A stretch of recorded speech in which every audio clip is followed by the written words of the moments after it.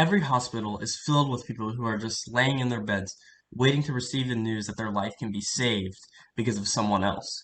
People's organs can give out any time during their life, and in many of those cases, those people will need a new organ so that they continue their everyday lives without worrying about it happening again. If these people do not get the organs that they need from someone else, then they will possibly lose their life or suffer for a while in the hospital just doing the same thing every single day for the rest of their life. Therefore, once you can become an organ donor, you should consider being one. Being an organ donor is defined as someone who donates their organs or organs from their body for transplantation. So whether if you're living or even if you have died, your organs can still be used to keep someone else alive. That is why in this speech I will be telling you about why you should consider becoming an organ donor, and the reasons I have behind it is that it can save someone's life, and it is super easy to do. One reason you should consider becoming an organ donor is that you can have a chance to save someone's life with your organs and tissues. Many people around the world are just waiting for the day that when the doctor comes in their room and tells them that their long-awaited time for the perfect organ is finally over. According to organdonor.gov, there are currently over 109,000 people on the national transplant waiting list. In my eyes, with more and more people sacrificing their organs to help out others, this number can be decreased tremendously. Now, don't get me wrong. Most people, if asked to donate their organs right now, they would say, "No way, I'm not donating my organs that I need to live my life to someone that I don't even know." But just because you're an organ donor does not mean that must give your organs whenever and wherever they are needed.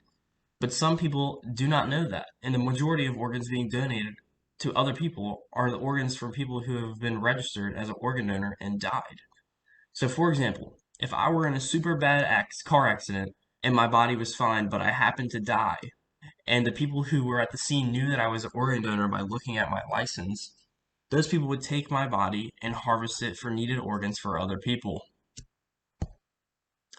According to Gift of Life donor program, just one donor can save up to 8 lives, and one tissue donor can benefit as much as 75 people.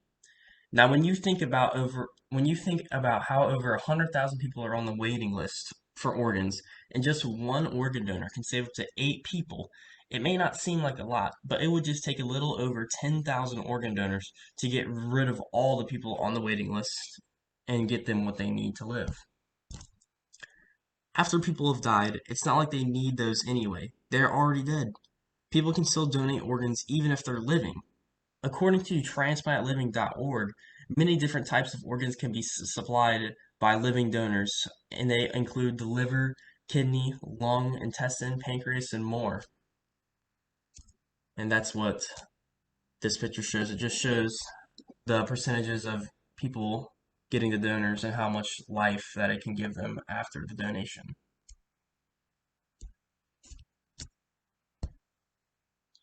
People can still donate their organs and be fine in life, but that is the thing that scares people because they don't want to donate one of their kidneys and the other one randomly fails and they end up dying. And I understand that.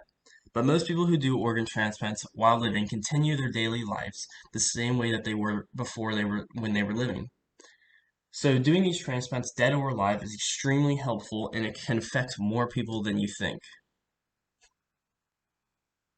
Another reason why you should consider being an organ donor is because it's super easy to register to become one. Becoming an organ donor is one of the simplest and easy things that you can do, and most people don't even know that they can do it when it's offered to them. According to organdonor.gov, there are 2 ways to register. Registering online just takes a few minutes, and all you need is identification information and your driver's license or photo ID number.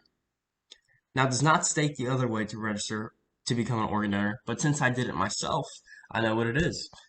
The easiest way to become an organ donor is when you go to the DMV to renew your license, just tell them you want to be one and they can make it happen and do all the work for you.